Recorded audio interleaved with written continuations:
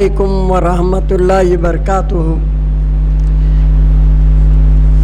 آج 10 اگست 2026 عیسوی مطابق 26 صفر المظفر 1448 ہجری بروز پیر بعد نماز عصر جامع مسجد عالیہ کے کانفرنس ہال میں شریعت انفارمیشن سروس کا 1035واں لیکچر ہے۔ آج کا عنوان ہے عشق رسول صلی اللہ علیہ وسلم کا معیار۔ الحمدللہ آمد ہے ربیع الاول کی، اس لحاظ سے بہت اچھا عنوان ہے اور کافی معلومات میں اضافہ ہوگا انشاءاللہ۔ آج کے مقرر ڈاکٹر مفتی تنظیم عالم قاسمی صاحب ہیں، ان کا ہم سن چکے ہیں، ان کو الحمدللہ کافی معلوماتی رہتا ہے۔ میں التماس کرتا ہوں ڈاکٹر مفتی تنظیم عالم قاسمی صاحب سے کہ وہ ڈائس پر تشریف لائیں اور ہمیں معلومات فراہم فرمائیں۔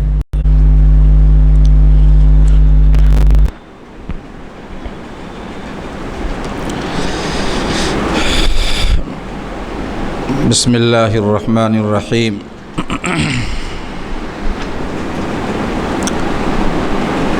الحمد للہ رب العالمین، والصلاة والسلام علی سید المرسلین وعلی آلہ وصحبہ وازواجہ وذریاتہ واتباعہ واہل بیتہ اجمعین، اما بعد، فقد قال اللہ تبارک وتعالی فی القرآن المجید: فاعوذ باللہ من الشیطان الرجیم، بسم اللہ الرحمن الرحیم۔ قل ان کنتم تحبون اللہ فاتبعونی یحببکم اللہ۔ وقال النبی صلی اللہ علیہ وسلم: لا یؤمن احدکم حتی اکون احب الیہ من والدہ وولدہ والناس اجمعین، او کما قال علیہ الصلاۃ والسلام۔ نہایت ہی قابل احترام ناظرین کرام، سامعین اعظام، میرے بزرگوں اور دوستوں، آج کا موضوع ہے عشق رسول صلی اللہ علیہ وسلم کا معیار۔ بہت ہی اچھا موضوع ہے اور حالات کے حساب سے، موقع کے حساب سے یہ موضوع ہمیں سننا بھی چاہیے، کیونکہ عشق رسول یعنی رسول اللہ صلی اللہ علیہ وسلم سے محبت اور آپ کے وجود مبارک سے، آپ کی ذات اقدس سے عشق اور محبت، یہ ایمان کا حصہ ہے، ایمان کا تقاضا ہے۔ اگر ایک شخص کو اللہ کی ذات سے محبت نہ ہو، وہ کامل مسلمان نہیں ہو سکتا۔ لیکن مسئلہ یہ ہے کہ عشق سے کیا مراد ہے، یہ سمجھنے کی ضرورت ہے کہ عشق رسول تو ایک مسلمان کے لیے ایمان کا جز ہے، وہ ایک مسلمان کے لیے کائنات کی تمام چیزوں سے زیادہ وہ ایک ضروری ہے اور ایک عظیم سرمایہ ہے۔ لیکن عشق رسول سے کیا مراد ہے؟ کیا عشق رسول صرف یا رسول اللہ کا نعرہ لگا لینا یہ عشق رسول ہے، یا آئی لو محمد کی تختیاں لگا لینا اور ان کے بورڈ لگا دینا اپنے گھروں میں، اپنے گھروں سے باہر یا روڈ پر ادھر ادھر یہ لگا لینا اور یہ کہہ دینا انسان کے عاشق ہونے کے لیے کافی ہوتا ہے؟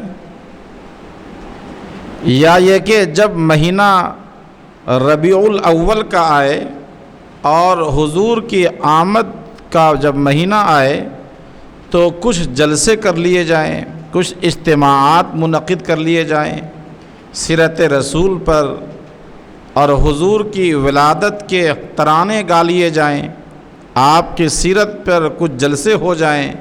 کیا یہی عشق رسول ہے؟ کیا اپنے گھروں پہ لا الہ الا اللہ محمد الرسول اللہ یہ جھنڈیاں لگا لینا یہی عشق رسول ہے؟ یا اس طرح کی اور بھی بہت ساری چیزیں جو آج کل دنیا میں پائی جا رہی ہیں، عشق رسول کے نام پر، محبت رسول کے نام پر بہت سارے کام ہو رہے ہیں۔ اور جب آپ اندر جائیں تو ظاہری اعتبار سے یہ سارے کام کرنے والے جب آپ اندر جائیں گے ان کی زندگی کو آپ دیکھیں گے، پرسنل زندگی، تو ان کی زندگی میں نہ نماز ہوگی، نہ ان کی زندگی میں روزہ ہوگا، نہ انہیں قرآن پڑھنے آتا ہے، اور ان کے گھر میں فیشن کے نام پر مغربی ممالک کی تمام چیزیں وہاں پائی جائیں گی۔ پانی پینا بھی اگر ہوگا تو مغربی تہذیب کے مطابق، کھانا بھی کھاتے ہوں گے تو مغربی تہذیب کے مطابق۔ ظاہری اعتبار سے تو یا رسول اللہ کا نعرہ ہے، پوری دنیا کی بات چل رہی ہے، کسی ایک خطے کی نہیں، کسی ایک جگہ کی نہیں، کسی ایک شہر کی نہیں۔ آج یہ سوچنا ہے، ہمیں غور کرنا ہے کہ عشق رسول سے کیا مراد ہے، محبت رسول سے کیا مراد ہے، یا ہمیں رسول اللہ کا عاشق بننے کے لیے اور آپ کے قربت کے لیے، آپ کی محبت پانے کے لیے ہمیں کیا کرنا چاہیے۔ اس سلسلے میں قرآن کریم کی یہ آیت جو سورہ آل عمران کی ہے، آیت نمبر 31، بہت ہی اہم آیت ہے اس سلسلے میں۔ قُلْ إِن كُنتُمْ تُحِبُّونَ اللَّهَ فَاتَّبِعُونِي يُحْبِبْكُمُ اللَّهُ۔ اے نبی آپ فرما دیجئے کہ اگر تم اللہ سے محبت کرنا چاہتے ہو تو میری پیروی کرو، میری پیروی کرو۔ اللہ سے محبت کرنا چاہتے ہو تو مجھ سے محبت کرو، یہ نہیں فرمایا قرآن نے، قرآن میں یہ نہیں کہا گیا ہے۔ فَاتَّبِعُونِی، اتباع کرو، فرما برداری کرو۔ میں جو شریعت لے کر کے آیا ہوں وہ شریعت کو اپنی زندگی میں ڈھالو، اپنی زندگی کو، اپنے شب و روز کو، اپنے ایام کو، اپنے دن اور رات کو، اپنے گھر کو، اپنی صبح اور شام کو شریعت کے سانچے میں ڈھالو۔ قرآن کریم نے جن چیزوں کا حکم دیا ہے، یا میں نے جو چیزیں تمہیں بتائی ہیں ان کو لازمی اعتبار سے پکڑو، احکام شریعت کی اتباع کرو۔ جو میرا لایا ہوا جو پیغام ہے، میری لائی ہوئی جو چیزیں ہیں، جو اس کو اختیار کرے گا وہ اللہ کی محبت کو پالے گا، وہ اللہ کے قرب کو پالے گا۔ تو جس طرح یہاں اللہ کی محبت کو پانے کے لیے قرآن نے پیروی کو ضروری قرار دیا، ویسے ہی اللہ کے رسول صلی اللہ علیہ وسلم کی محبت اور عشق کے لیے بھی جو معیار ہوگا وہ آپ کی پیروی اور آپ کی اتباع، کسوٹی ہے یہ۔ جس کی زندگی میں جتنی سنت ہوگی اور جو رسول اللہ صلی اللہ علیہ وسلم کی سنت کی جتنی اتباع کرے گا وہ اللہ کے رسول کا اتنا بڑا عاشق کہلائے گا۔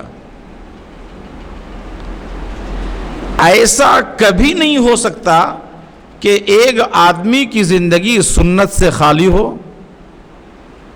ایک آدمی کی زندگی رسول اللہ کے طور طریقے سے خالی ہو، ایک آدمی کا گھر، ایک آدمی کے صبح اور شام وہ احکام شریعت سے خالی ہو، اور پھر وہ عاشق رسول بن جائے، اور پھر وہ محب رسول بن جائے۔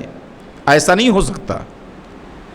ایک محدث، حدیث پڑھانے والا محدث ہو سکتا ہے، ایک قرآن کو اچھا پڑھنے والا وہ قاری ہو سکتا ہے، ایک نماز پڑھنے والا وہ نمازی ہو سکتا ہے، لیکن وہ اس وقت تک وہ عاشق رسول نہیں ہو سکتا جب تک کہ خود ان کی زندگی میں سنت رسول نہ پائی جائے اور شریعت پر عمل کرنے کا جذبہ نہ پایا جائے۔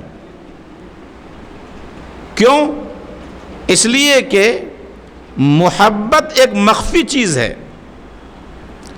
محبت ایک پوشیدہ چیز ہے۔ ایک آدمی کسی سے محبت کرتا ہے، پیار کرتا ہے، ایک آدمی کسی کو چاہتا ہے، تو یہ چاہنا یہ تو دل کا عمل ہے، قلب کا عمل ہے۔ یہ کیسے معلوم ہوگا کہ یہ فلاں آدمی کو چاہتا ہے یا نہیں چاہتا ہے؟ اس کے لیے کچھ قرائن ہوتے ہیں، کچھ علامتیں ہوتی ہیں، کچھ آثار ہوتے ہیں جن کو دیکھ کر کے آدمی سمجھ جاتا ہے کہ یہ ان سے بڑا پیار کرتا ہے اور محبت کرتا ہے۔ ایک آپ کا دوست ہے، اگر آپ مصیبت میں انہیں آواز دیں اور وہ دوڑتا ہوا آپ کی بات پر لبیک کہتا ہوا آ جائے تو اس کا مطلب ہوا کہ واقعتاً وہ آپ سے محبت کرتا ہے۔ رات کے 2 بجے آپ بیمار ہو جائیں اور آپ نے فون کیا کہ بھائی میں بڑا بیمار ہوں، مجھے بڑی پریشانی میں ہوں میں، اور وہ دوڑتا ہوا آپ کے پاس آ جائے ہیلپ کے لیے، تعاون کے لیے، تو اس کا مطلب ہوا کہ واقعتاً وہ آپ سے محبت کرتا ہے۔ یہ علامت ہے۔ آپ نے دیکھا ہوگا بہت سے بچوں کو ہیئر اسٹائل کے بال بنواتے ہیں، ہیئر اسٹائل کے، کن کے نقش پر؟ فلموں میں کام کرنے والے لوگوں کے جو بال اسٹائل ہوتا ہے، بال کا وہ لگے ہوئے ہوتے ہیں، اس کے اسٹائلز۔ یہ شاہ رخ خان کا اسٹائل ہے، اور یہ سلمان خان کا اسٹائل ہے، یہ فلاں کا اسٹائل ہے۔ بال بنانے والا پوچھتا ہے کہ ان میں سے کون سا تجھے پسند ہے؟ ایک طرف ادھر بال نکال لیتا ہے، ادھر چھوڑ دیتا ہے، ادھر بال نکال کر کے اوپر چھوڑ دیتا ہے، اور ادھر بال نکال کر کے ادھر چھوڑ دینا۔ یہ شرعی اعتبار سے ہم بات نہیں کر رہے ہیں، لیکن وہ چونکہ اس فلمی اسٹار سے محبت کرتا ہے تو اسی انداز کا وہ بال بھی اپنے سر پہ رکھنا پسند کرتا ہے۔ ان کا لباس، ان کی پوشاک، ان کے ہیئر اسٹائل اور یہ تمام چیزیں اپنی زندگی کا حصہ بنانے کا مطلب ہوا کہ یہ اس بات کی پہچان ہے، علامت ہے کہ اس آدمی کو فلاں اسٹار، فلمی اسٹار سے بڑی محبت ہے۔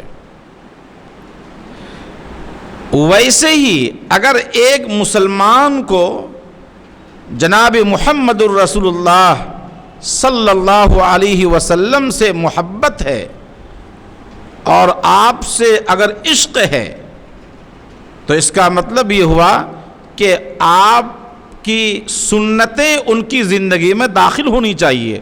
سنت کے مناتے طریقہ، طور طریقہ۔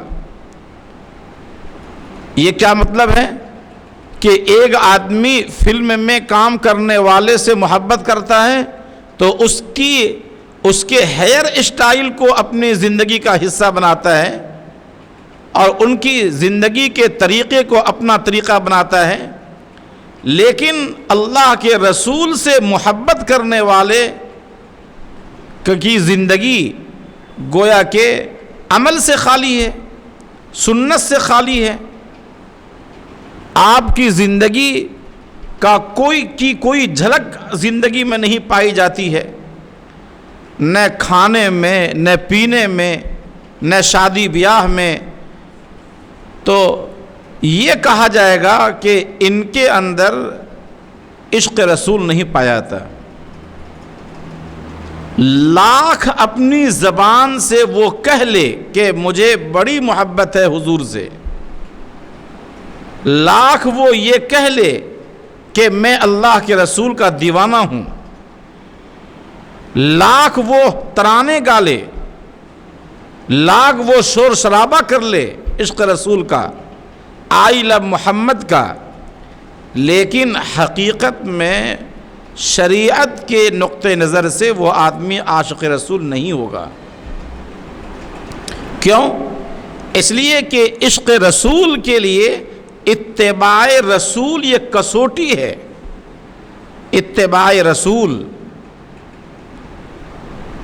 آپ کے طریقے کو اختیار کرنا، آپ نے جو چیزیں امت کو دی ہے اس پر چلنا، اس کو اختیار کرنا. اور یہ زندگی کے ہر موڑ پہ ایسا نہیں ہے کہ صرف نماز میں مسجد آئیں تو بس ہو گیا، نماز پڑھ لی تو نماز پڑھنے کے بعد گویا کہ کام ختم ہو گیا. نماز پڑھنے کے بعد گھر گئے، معلوم ہوا کہ وہاں سودی کاروبار چل رہا ہے، دکانوں پہ سودی کاروبار چل رہا ہے، زبان بہتر نہیں ہے، اخلاق اچھے نہیں ہیں، کھانے اور پینے کے طور طریقے ہمارے غلط ہیں، سنت رسول سے یہ طریقے ہٹے ہوئے ہیں.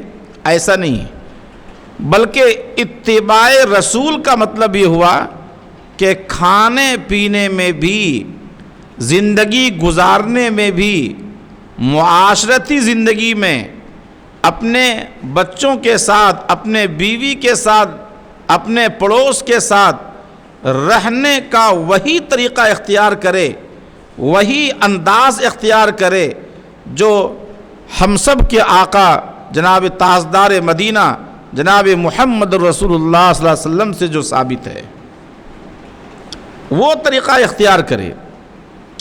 گویا عبادت میں، معاملات کی معنی کاروبار کرنا، کاروبار میں یہ سوچے کہ حضور نے ہمیں کیا طریقہ دیا ہے، کس انداز میں کاروبار کرنا چاہیے، کس طرح کا کاروبار کرنا چاہیے، کون سا کاروبار شریعت کے مزاج کے خلاف ہے، اسلامی تعلیمات کے خلاف ہے، احادیث میں کس طرح کے کاروبار سے آپ نے روکا ہے، کس طرح کا کاروبار ہمیں کرنا چاہیے. تو یہ ہے معاملات، معاشرت، عبادت، یعنی زندگی کا تمام شعبہ، زندگی کے ہر شعبے میں.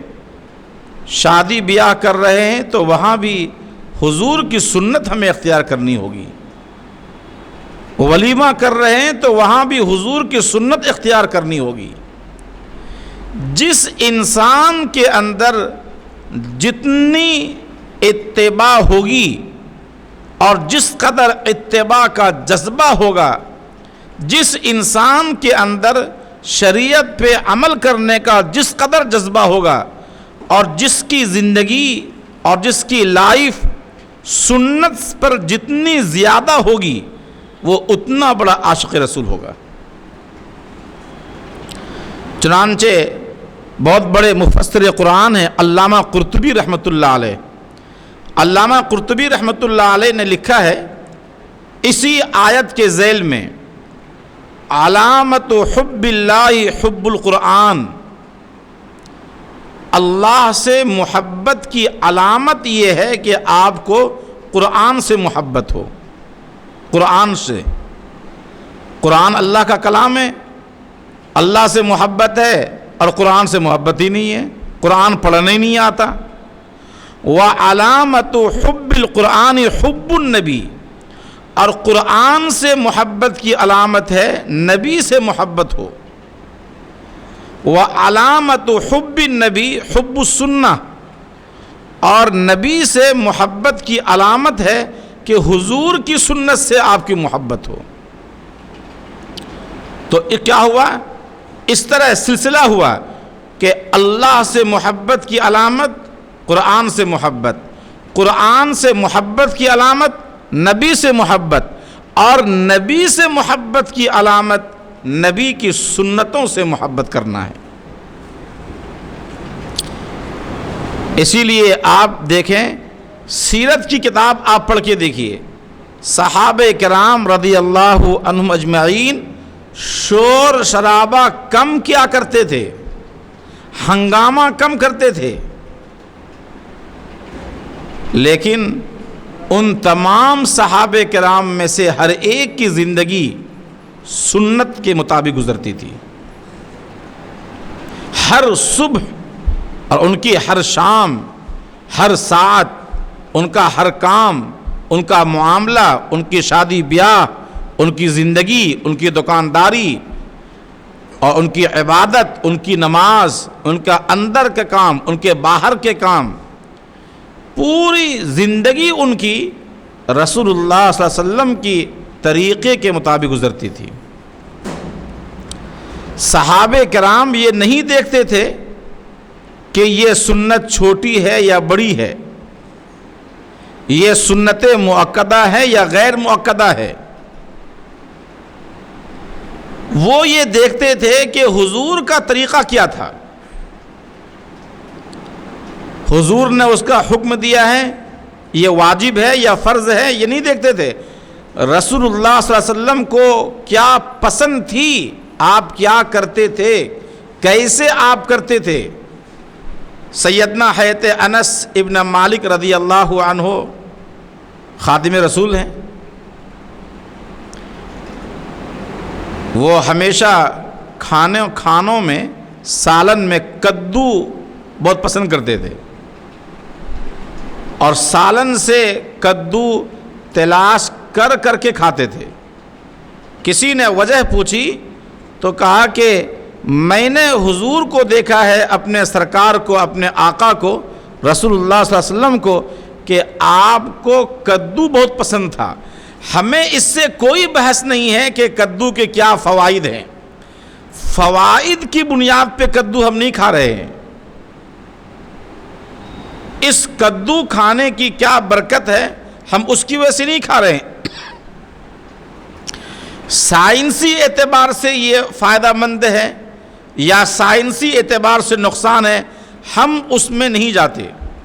ہم نے یہ دیکھا کہ ہمارے سرکار کو کدو پسند تھا، بس ہم کو بھی کدو پسند ہے، حضور کی پسند وہ ہماری پسند ہے۔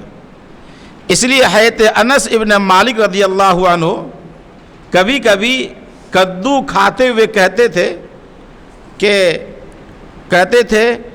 کہ اے درخت، میں تجھ سے اس لیے محبت کرتا ہوں اس بنا پر کہ رسول اللہ تجھ سے پسند کرتے تھے، کہ رسول اللہ تجھے پسند کرتے تھے۔ درخت سے مراد یعنی پھل۔ اے کدو کا درخت، چونکہ حضور کو یہ تمہارا جو وجود بہت پسند تھا، اس لیے مجھے بھی پسند ہے۔ ان لوگوں نے دیکھا آپ علیہ الصلوۃ والسلام کنگھا کرتے تھے تو دائیں طرف پہلے کرتے تھے اور بائیں طرف بعد میں کرتے تھے، جوتا چپل پہنتے تھے تو پہلے دائیں پاؤں میں پہنتے تھے پھر بائیں میں پہنتے تھے۔ تو صحابہ کرام بھی ایسی کیا کرتے تھے؟ صحابہ کرام، بخاری شریف کی روایت ہے، کان رسول اللہ صلی اللہ علیہ وسلم یعجبہ التیمم فی تنعلہ و ترجلہ و طہورہ فی شأنہ کلہ۔ حضور علیہ الصلوۃ والسلام کو ہر اچھے کام میں دایاں سے شروع کرنا پسند تھا، تو صحابہ کرام ایسے کیا کرتے تھے؟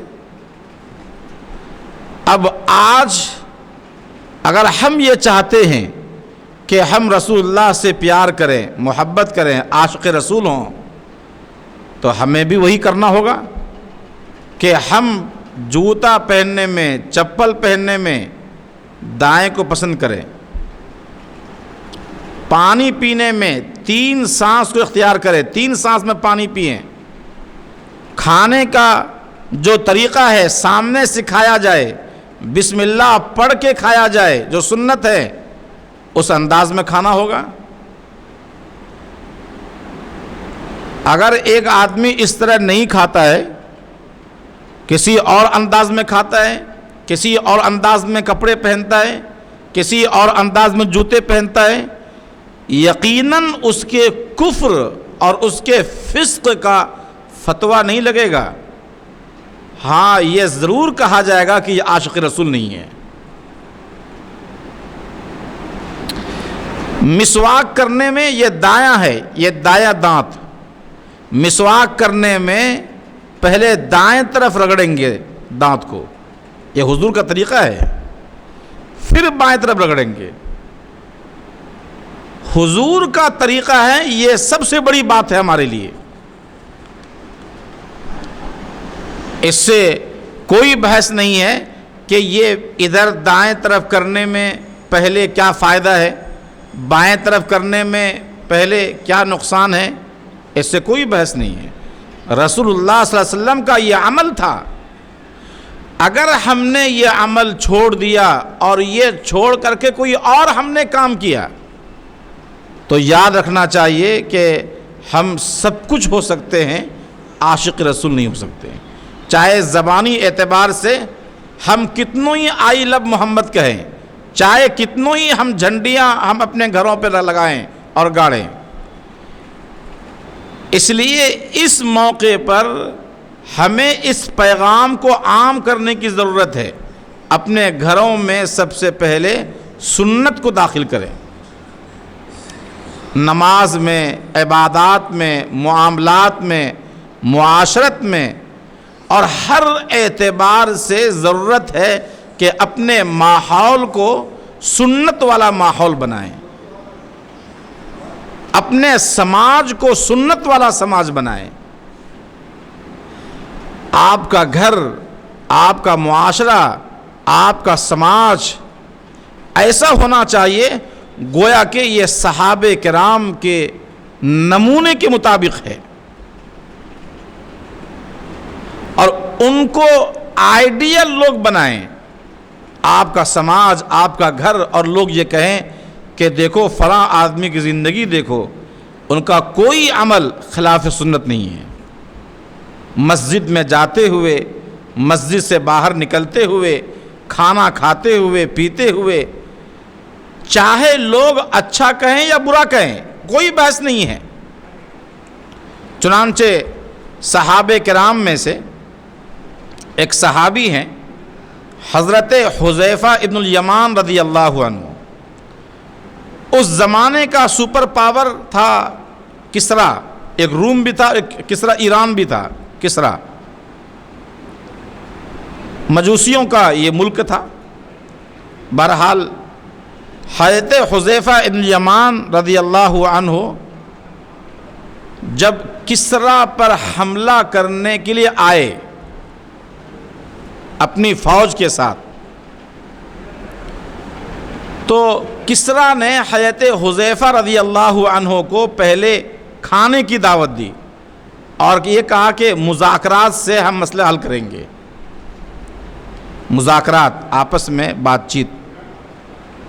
حضرت حذیفہ ابن الیمان رضی اللہ عنہ گئے اور کسرا کے دربار میں دسترخوان لگایا گیا، بہترین۔ مذاکرات سے پہلے انہوں نے سوچا کہ کھانا کھلا دیں گے، اور کھانا کھلانے کے بعد پھر اس سے دل نرم ہوگا وغیرہ وغیرہ، اور پھر اس کے بعد بات چیت ہوگی۔ تو کسرا نے اپنے دربار پہ پہلے دسترخوان لگوایا، اور طرح طرح کے کھانے اس زمانے کے اعتبار سے اس کا انتظام کیا گیا۔ حضرت حذیفہ رضی اللہ عنہ کھانا کھا رہے تھے،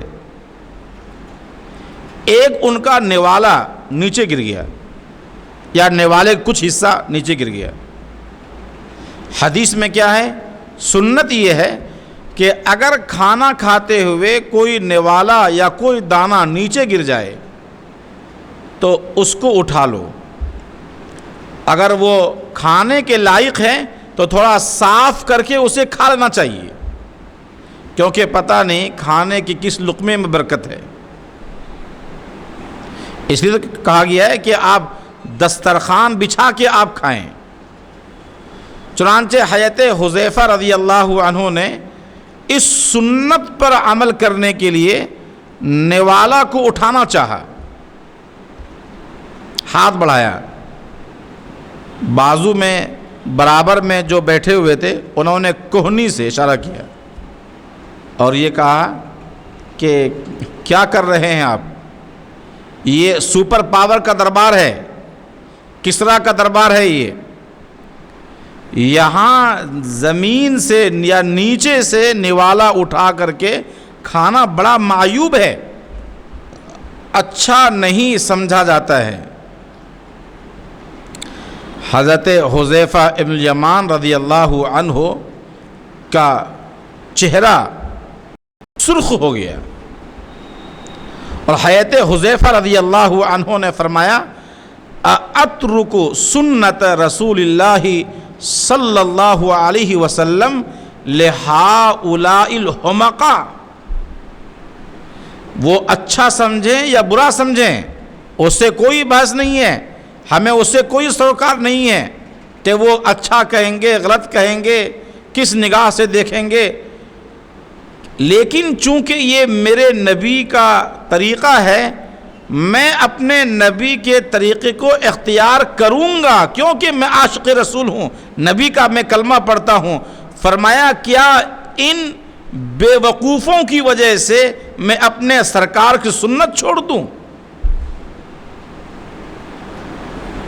کنہیں کہا بے وقوف؟ وہ کسریٰ کے درباریوں کو، کیونکہ انسان کے پاس مال ہے، علم ہے، دولت ہے، عہدہ ہے، منصب ہے، اگر انسان کے پاس عمل نہیں ہے، ایمان ان کے پاس نہیں ہے تو اس سے بڑا احمق دنیا میں کوئی بھی نہیں ہے۔ حضرت حذیفہ ابن یمان رضی اللہ عنہ نے بادشاہ کا دربار ہے، دشمن اسلام کا دربار ہے، بڑا سپر پاور ہے، اور وہاں نبی کی سنت کو نہیں چھوڑ رہا ہے، جبکہ ماحول ایسا ہے کہ وہ اس کو دیکھ کر کے مذاق اڑا سکتے ہیں لوگ۔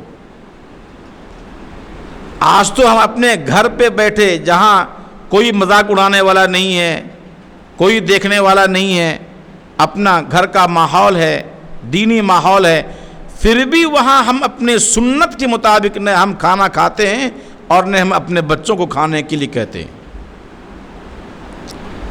آج کل کیا فیشن چلا ہے؟ فیشن چلا ہے دائیں ہاتھ میں کانٹا چھری لے کر کے بائیں ہاتھ سے کھانا، ہاتھ بھی نہیں لگاتے ہیں لوگ، دائیں ہاتھ سے کاٹنا، کوئی چیز ہے، کیک ہے یا کوئی بھی پھل ہے، کوئی بھی چیز ہے، اور بائیں ہاتھ سے کھانا، یہ فیشن بن گیا ہے۔ اور پہلے تو کم سے کم لوگ بیٹھ کر کے ٹیبل کرسی پر بیٹھ کے کھاتے تھے، اگرچہ یہ بہتر نہیں تھا، بہتر کیا ہے کہ زمین پہ بیٹھ کے کھایا جائے، دسترخوان بچھا کے کھایا جائے، کیونکہ پھر بھی غنیمت تھا۔ اب تو بہت سارے ہوٹلوں میں یہ فیشن ہے کہ کھڑے کھڑے بیٹھنے کوئی گنجائش نہیں ہے، کھڑے کھڑے آپ بالکل کھائیں، ہاتھ پوچھیں ٹیشو پیپر سے، چلتے بنیں۔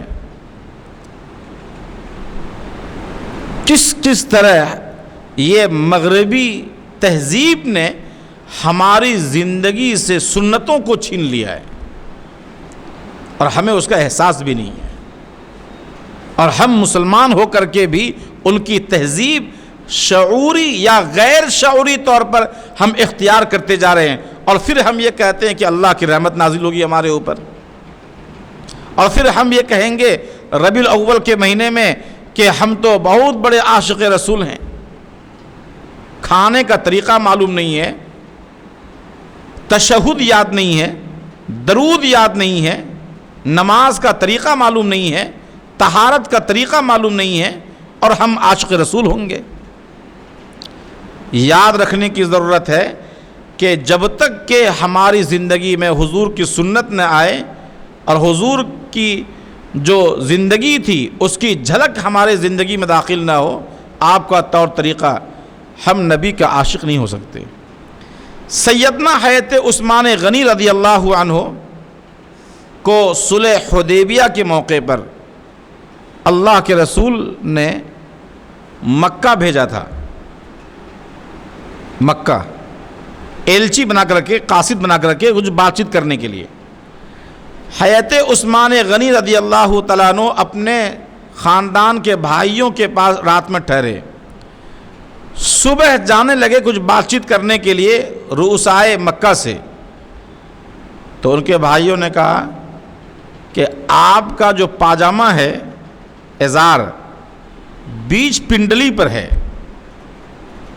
ٹخنے سے اوپر،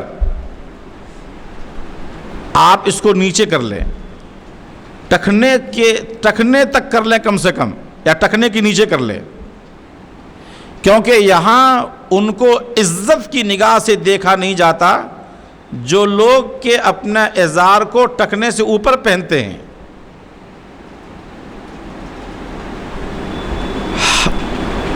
سیدنا حضرت عثمان غنی رضی اللہ عنہ نے کیا فرمایا؟ یہ غور کرنے کی بات ہے، وہاں دشمنوں کا شہر ہے، دشمنوں کا شہر، اور گئے ہیں ایلچی بن کر کے، لیکن انہوں نے کہا لا ہاکذا ازارۃ صاحبنا محمد صلی اللہ علیہ وسلم، ہم اس سے ذرہ برابر بھی نیچے نہیں کریں گے، کیونکہ ہمارے سردار امام الانبیاء صلی اللہ علیہ وسلم کا ازار ایسی ہوا کرتا ہے، آدھی پنڈلی تک یہ پہننا طریقہ ہے حضور کا، یہ بہتر ہے، اور اگر چاہے تو ٹخنے تک پہن سکتا ہے آدمی، ٹخنے کے نیچے نہیں۔ تقریباً تمام حدیث کتابوں میں ٹخنے سے نیچے پہننے کو آپ نے منع فرمایا ہے، حدیث میں بالکل واضح ارشادات موجود ہیں۔ حضرت عثمان غنی رضی اللہ عنہ کا یہ جو طرز عمل ہے، آپ کا طریقہ، لا ہاکذا ازارۃ صاحبنا محمد صلی اللہ علیہ وسلم، یہ ہے عشق رسول اور یہ ہے محبت رسول۔ صحابہ کرام سے بڑھ کر کے دنیا میں کوئی عاشق نہیں ہو سکتا۔ کیوں؟ اس کی وجہ یہی تھی کہ صحابہ کرام ذرہ برابر بھی سنت کے معاملے میں اور شریعت کے معاملے میں، احکام شریعت کے معاملے میں، دین کے معاملے میں کمپرمائز کرنے کبھی تیار نہیں ہوتے تھے۔ اسی لیے حضور نے فرمایا لا یؤمن احدکم حتی اکون احب الیہ من والدہ وولدہ والناس اجمعین، تم کبھی بھی کامل مسلمان نہیں ہو سکتے جب تک کہ تمہارے دل میں میری محبت نہ پیدا ہو جائے۔ کس سے؟ تمہارے بھائیوں کے مقابلے میں، تمہاری اولاد کے مقابلے میں، تمہارے رشتہ داروں کے مقابلے میں، خونی رشتہ دار ہو یا کوئی بھی ہو، ان کے مقابلے میں جب تک تمہارے اندر میری محبت پیدا نہیں ہوگی تم مسلمان ہو ہی نہیں سکتے۔ کیا مطلب ہوا اس کا؟ حضرات محدثین لکھتے ہیں کہ یہاں محبت سے مراد صرف لفظی محبت نہیں ہے، لا یؤمن احدکم، یعنی یہ کہہ دینا کہ ہاں مجھے حضور سے کافی محبت ہے، اپنی اولاد سے زیادہ محبت ہے، والدین سے زیادہ محبت ہے، بیوی سے زیادہ محبت ہے، یہ کہہ دینا کافی نہیں ہے۔ عملی اعتبار سے انسان کی زندگی میں ایسی بات پائی جائے کہ اس سے یہ محسوس ہو کہ ان کے اندر نبی کی محبت اولاد سے زیادہ ہے، ماں باپ سے زیادہ ہے، بیوی سے زیادہ ہے، مال سے زیادہ ہے۔ یعنی حضور نے جن باتوں کا حکم دیا ہے ان باتوں پر عمل کرنے میں باپ کی محبت رکاوٹ نہ آئے، اولاد کا پیار رکاوٹ نہ بنے، کوئی طبعی رکاوٹ وہاں نہ بنے، کوئی چیز ان کے لیے رکاوٹ نہ بنے، کتنوں ہی بڑا سے بڑا نقصان ہو انسان کو محسوس ہو، سنت پر عمل کرنے میں بظاہر ایسا لگ رہا ہے کہ ہمارا بہت بڑا نقصان ہو رہا ہے، ایسے وقت میں انسان کا امتحان ہوگا کہ کیا کرتا ہے یہ۔ اگر وہ اختیار کرتا ہے سنت کو اور حضور کی وفاداری کرتا ہے تو اس کا مطلب ہوا کہ واقعتاً یہ حضور سے محبت کرتا ہے۔ ایک صحابی ہیں حضرت ابو عبیدہ ابن الجراح رضی اللہ عنہ، حضرت ابو عبیدہ نام سنا ہوگا آپ نے، حضور نے ان کی تعریف فرمائی، فرمایا امین و ہاد الامہ، اس امت کے امین ہے وہ۔ عشرہ مبشرہ میں سے ان کا بھی نام شمار ہوتا ہے، 10 جو لوگ ہیں جن کے بارے میں حضور نے دنیا میں ہی رہتے ہوئے جنت کی بشارت دی ہے، ان میں سے ان کا بھی ایک نام ہے، حضرت ابو عبیدہ ابن الجراح رضی اللہ عنہ۔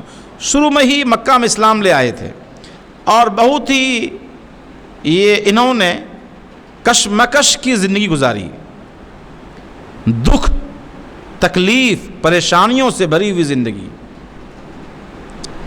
لیکن حضرت ابو عبیدہ ابن جراح فرماتے ہیں میرا سب سے بڑا امتحان جنگ بدر میں ہوا اور مجھے بڑی پریشانی لاحق ہوئی جنگ بدر میں۔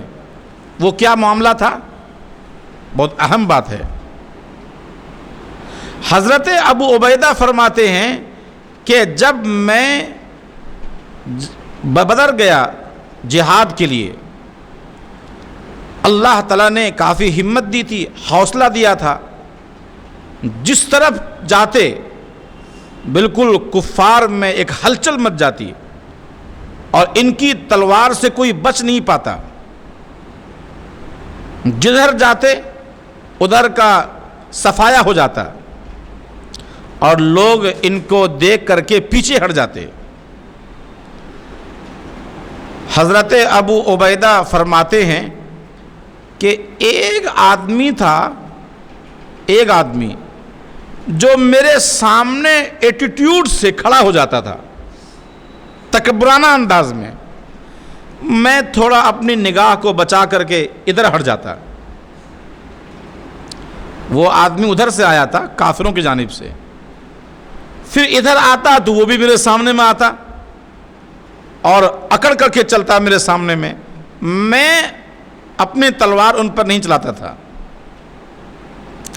ان کو بچانے کے لیے پھر میں ادھر آتا۔ بڑی پریشانی ہو رہی تھی، جس طرف میں آتا تو اس طرف وہ آدمی آگے کھڑا ہو جاتا، میں چاہتا تھا کہ میری تلوار سے یہ قتل نہ ہو، لیکن جب کوئی راستہ میرے لیے نہیں رہا، میں آگے بڑھنا چاہتا تو سامنے آ جاتا، تو میں نے پھر اپنی تلوار اٹھائی اور ان کے کھوپڑی پہ دے مارا، میری تلوار سے اس کے 2 ٹکڑے ہو گئے، اوپر سے لے کے نیچے تک۔ وہ کون تھا؟ حضرت ابو عبیدہ ابن الجراح کے والد کا باپ تھا وہ۔ حضرت ابو عبیدہ کا باپ عبداللہ ابن الجراح وہ کافر تھا اور کافروں کے جانب سے آیا تھا، بیٹا مسلمان ہو چکا تھا۔ ایسا ہو سکتا ہے کہ بیٹا ولی ہے اور باپ شیطان ہے؟ باپ ولی ہے بیٹا شیطان ہے، لہذا بیٹا بہت پہلے ایمان میں داخل ہو گیا تھا، اور باپ آیا تھا کافروں کی جانب سے لڑنے کے لیے۔ تو میں نے یہ سوچا کہ میری تلوار سے کم باپ کا قتل نہ ہو۔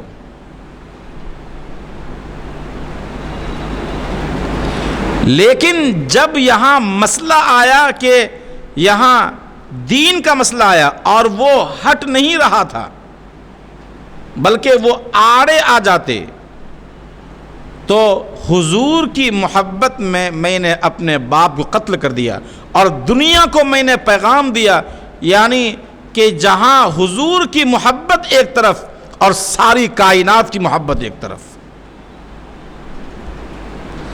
حضرت ابو عبیدہ ابن جراح نے جہاں تک ہوا اپنے باپ کو قتل کرنے سے وہ رکتے رہے، لیکن جب یہاں دیکھا کہ حضور کا لایا ہوا دین، حضور کی لائی ہوئی شریعت اور حضور کا دیا ہوا حکم جہاد، میدان جہاد میں یہ آڑے آ رہے ہیں،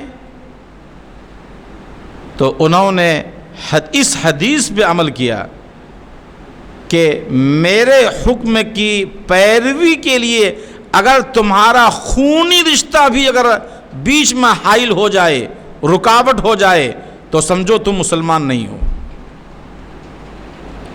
میری محبت اگر تم چاہتے ہو تو خونی رشتہ بھی حائل نہیں ہونا چاہیے، اور میرے احکام کی اتباع اور وفاداری میں اگر تمہاری خونی رشتے بھی، تمہارے خاندان بھی اگر آ جائے، ان سب کو روندتے ہوئے اللہ کے رسول سے محبت کا تقاضا یہ ہے کہ آپ کے حکم پر عمل کیا جائے گا۔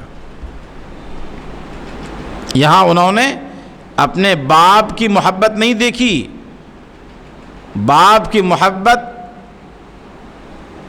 ہزار باپ کی محبت حضور کے قدموں پہ قربان، ہزار ہمارے رشتے حضور کے نام پر قربان۔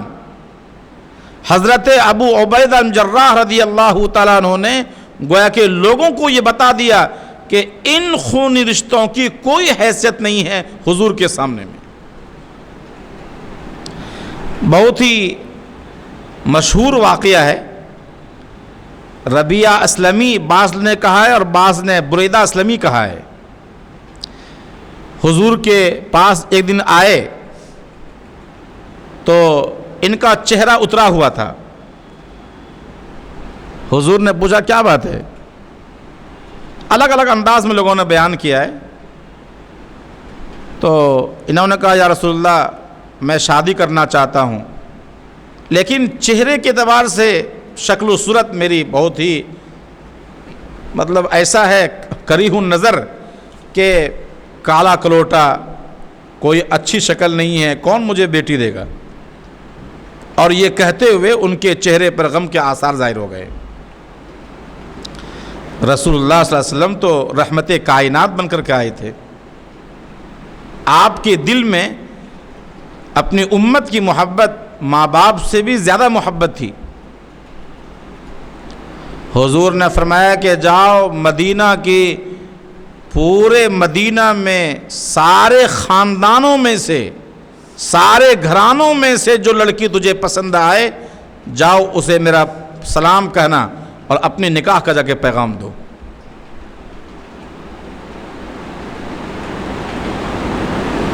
حضرت بریدہ اٹھے اور وہاں ایک انصاری صحابی کے گھر پہنچے جو ایک قبیلے کے سردار تھے۔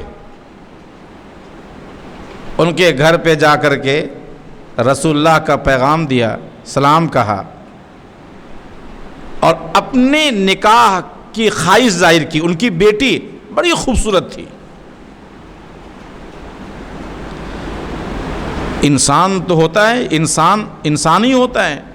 اس نے جیسے ہی رشتے کی بات سنی کہ میری بیٹی، جس کے لیے بڑے بڑے گھرانوں سے رشتے آ رہے ہیں، ان کے لیے یہ آیا ہے بات کرنے کے لیے، رشتے مانگنے کے لیے، یہ ان کی یہ صورت اور یہ ارادے ایک دم سے غصہ ہو گیا اور بھڑک اٹھا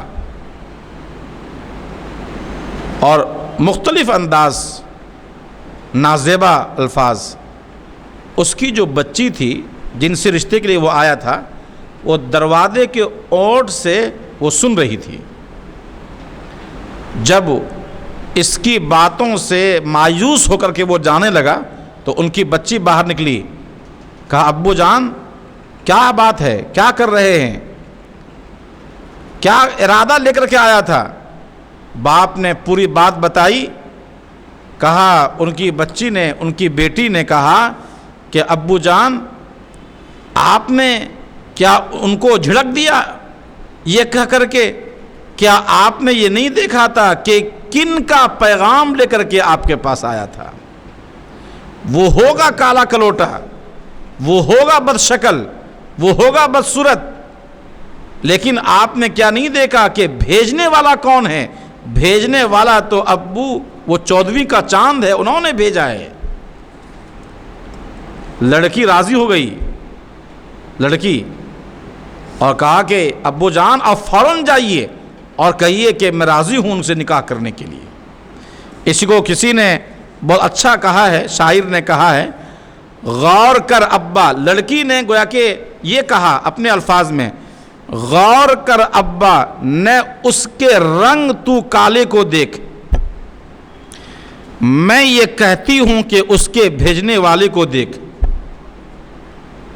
میں نے مانا کہ یہ کالا حسن بھی میں بھی ماند ہے، میں نے مانا کہ یہ کالا حسن میں بھی ماند ہے، بھیجنے والا تو ابا 14ویں کا چاند ہے۔